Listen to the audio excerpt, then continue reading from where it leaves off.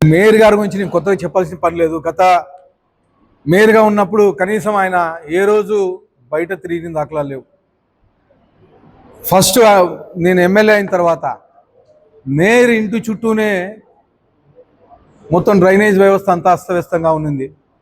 అంటే నేను ఎమ్మెల్యే అయ్యేసరికి ఆయన మేయర్గా ఉండి 3-3.5 సంవత్సరాలు అయింది.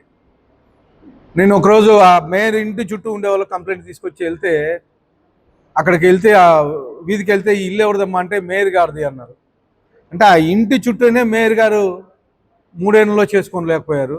ఈరోజు మేము ఏవైతే డెవలప్మెంట్ 180 కోట్ల రూపాయల డెవలప్మెంట్ కార్యక్రమాలు చేస్తే, డ్రైన్లు కానీ దాదాపు 20-25 ఏళ్ళ నుంచి పెండింగ్ ఉండే వర్కులు కానీ గత 5 ఏళ్లలో కనీసం పట్టించుకుంటున్న అయిన దీంట్లో వైఎస్ఆర్సీపీ ప్రభుత్వంలో పట్టించుకున్న దాఖలాలు లేవు.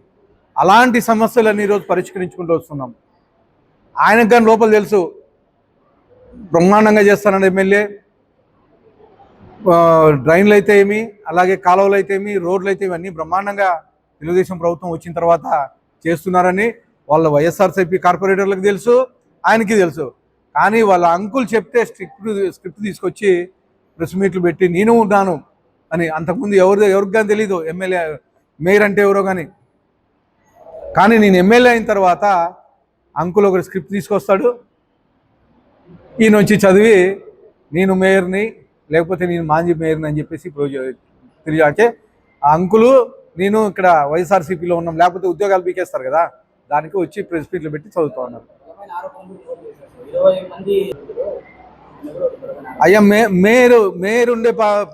మేయర్ ఉండే టైంలోనే ఆ 20 మంది కాంట్రాక్టర్లు చేసింది ఆయన మేయర్గా ఉన్నప్పుడే మెజారిటీ ఆఫ్ ది పీపుల్ వైఎస్ఆర్సీపీకి సంబంధించిన వాళ్ళందరి మీద ఎంక్వైరీ చేయమని చెప్పేసి ఆల్రెడీ నేను కమిషనర్ గారికి చెప్పాను. ఆ ఎంక్వైరీ జరుగుతూ ఉంది. ఖచ్చితంగా ఆ వైఎస్ఆర్సీపీకి సంబంధించిన వాళ్ళే. ఇంకొక ఆయన